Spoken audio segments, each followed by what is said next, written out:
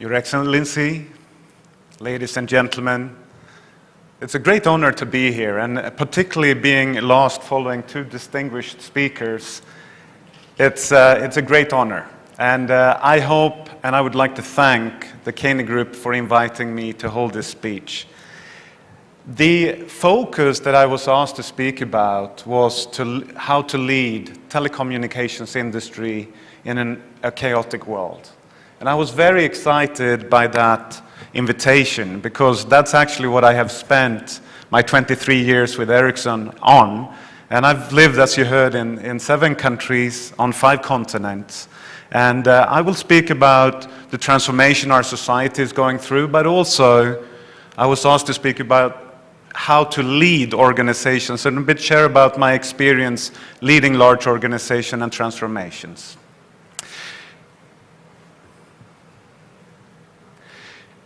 If we start with Ericsson, we were established in 1876.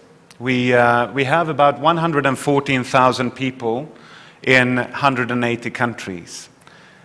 One of the things that we have is we have 40% of the mobile traffic is going through Ericsson networks.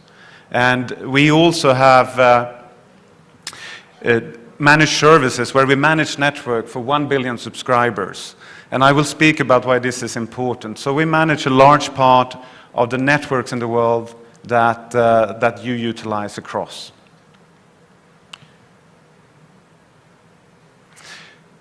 Back in 2009, we started seeing that things were really shifting fast. And the change in the industry were just going faster and faster. And we did our strategic plan for 2020.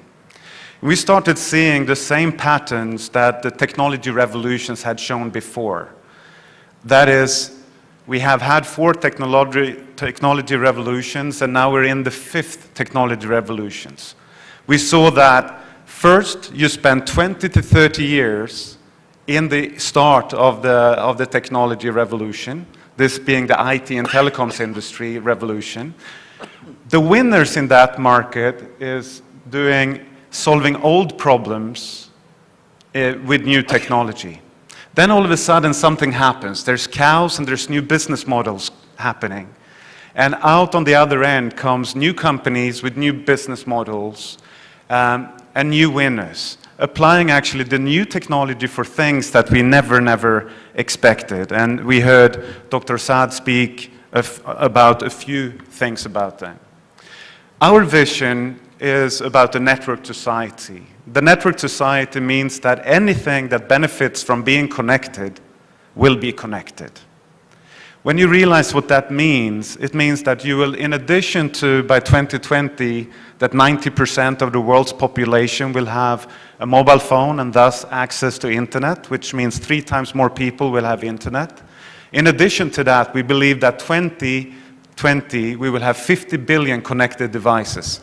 One example would be the mobile health device that Dr. Saad spoke about. It would be many other things. Anything that benefits from being connected will be connected.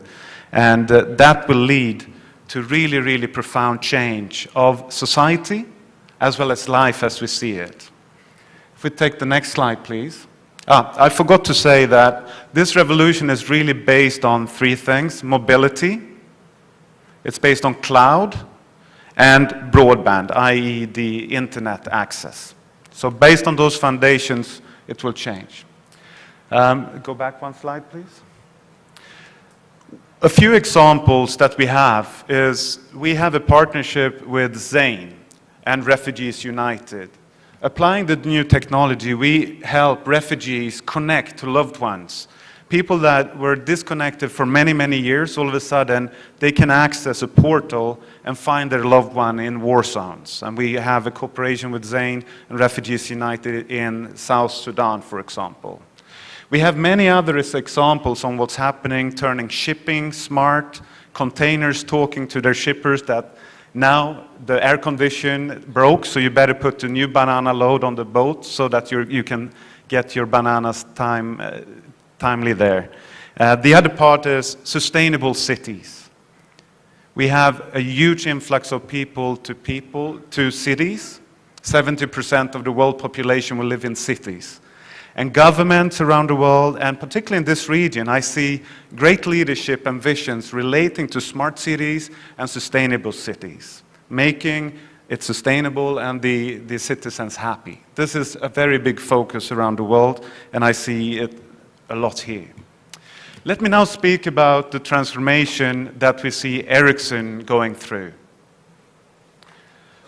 If you look back in 1999, we had about 70% of our business came from traditional hardware. We were selling equipment. Today, that is reduced to less than 30%. Back then, we had around 30% coming from services and software. Today, about 70% actually comes from services. We're the leading telecom services provider in the world, and the 5th largest software company in the world. So it's a dramatic shift of business model and dramatic shift of competencies that we needed in Ericsson. So if you take the next slide, please. If you look at the people, back in 1999, we had 43,000 people in Sweden, and totally about 104,000 employees. If I look today, we have gone down and now up to 114,000 people globally, but only 17,000 people are in Sweden. It's a tremendous change and shift from a headquarters in Sweden to a truly global organization.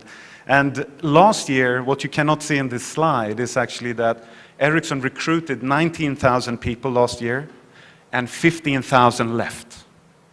So we're really changing the company to really go with this network society, as you could hear. It's a huge transformation. If we take the next. If you look at our competition, I can only count maybe on 2 fingers of original competitors that we had back in 1999 that is still alive. So the paradigm, what you heard about going through that inflection where old companies die and very few survive and the new companies come out, I can see that the competitors are not there any longer that we used to have. We have very new competition, and many of them were mentioned by the previous speakers. So if I look back then, what is it that has made Ericsson successful in transforming? The first thing is that we have had core values that were established already back in 1876. Respect, professionalism, and perseverance. And when I have worked around the world, when those values are applied, they actually fit in most cultures and all religions, and it really works across the globe.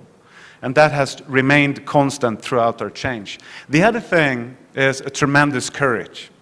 Because when you are embarking on this big change that you have seen, you need to have courage, and you need to be able to mobilize your staff and organization to actually go with that. And also inform your clients about what the shift that you're doing. So let me speak about what a few things from a personal perspective I think is key when leading change. I have had quite a lot of leadership training throughout my career in Ericsson, and I must say one of the things that I've done most is to lead change. And I love the book written by Kotter back in 1996. It's called Leading Change. And he outlines a few steps here, which you can see here, 9 steps to lead successful change, 8 which is written there on the slide.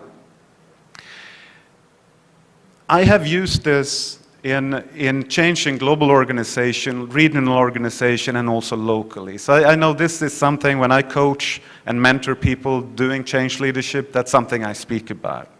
The first thing that is very, very important is to create a sense of urgency. I.e., you need to have a feeling that unless we change, we die. And if people can feel that, yes, we need to change, that's the first step.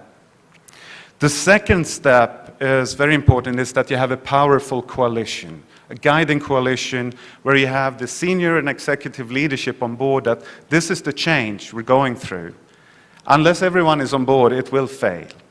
But what I have seen is that even though if you have the executive leadership on board, that's not enough.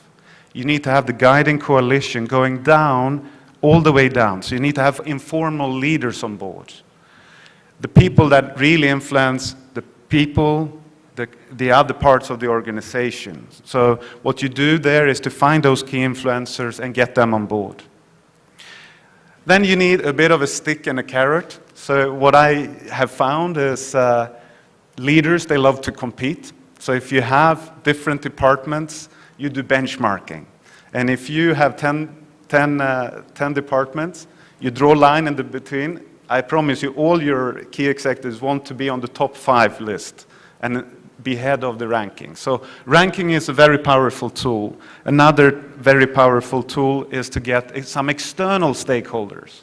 That removes the internal politics. External advisor, I would call it an advisory board. And I have had the pleasure of having customers joining our internal change programs, advising us on what the direction is. If you take the next slide, please. You all know about leading successful change. You don't only need to align the actual structure of the organization. You need to align the strategy, the structure, the process, the people and their competencies, the metrics and the award. And you need to have a very strong culture guiding you. Now, what I have seen, 50% of the change initiatives that I see, they miss doing the 360-degree. But the other part, which is very, very important, is when you have a transformation, big one, you actually need to have a focus on that. I used to lead Ericsson's global service delivery for managed services. Managed services is when a customer says, please take over my staff and run my network for you. So we would welcome between 20 people to 8,000 people into Ericsson. And we have, of course, a new business model and way we should do the business. What the sad part was back 12 years ago was that I typically got called on a global management escalation that things were not going as planned. And we started trying to figure out, why do we need to send a task force to fix things? Everything was perfectly onboarded, everything was in shape. What we found was that leaders leading an operational activity, they only have time very often to do what's urgent and not what's important. And that insight led us to understand we need something called transformation. So nowadays we have both the transition, which means turning the switch on, but then we have a dedicated organization that runs the transformation program that helps and guides the operational organization to do what's important and really enable the change. And once the change is in place, your line organization can take over. That's my experience and something we implemented as a global practice in Ericsson. It is very interesting. I'm sure you distinguished business leaders have been through when you're announcing a change. And you meet the staff, you meet the press, and particularly internal meetings, you're ready with the business rationale and what all of those things that we in management like, and you get very strange questions. The questions are, will I have a job tomorrow? Will my salary change? Will my pension change? Will I still have a parking? Is my office going to change to a different part of the world or in the city? These are very basic fundamental needs. So if anyone wants to drive a change, the first thing we do nowadays is actually to make sure that we can answer the question, what about me? Unless you can ask and answer your executive leadership and all the way down to the employees, what about me? There will be no change. So what we have today when we have, for example, we onboard a managed service, the first thing we have is immediately one-on-ones where we answer, what about me? Because 80% of everyone that is part of a change, first of all, react negatively. And really everyone does. And if you do a second change, the 20% that you had with you will, 80% of those will react negatively. So all of a sudden, it's not about that no one will be affected. It's about how fast can you get them productive.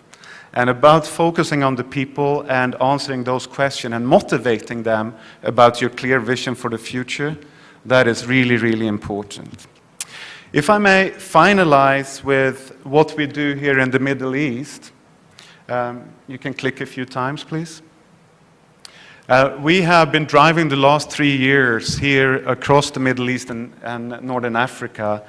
We have run the large transformation I have spoken about, and we wanted to see how can we get our teams on board. So we ran something called Build a Willing Culture internally.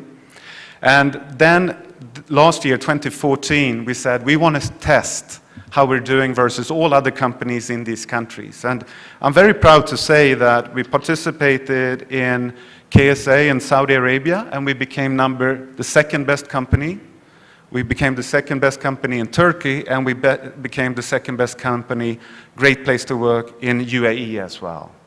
And I hope that during the panel we get the chance to interact a little bit. But great pleasure to speaking to you, and thank you again.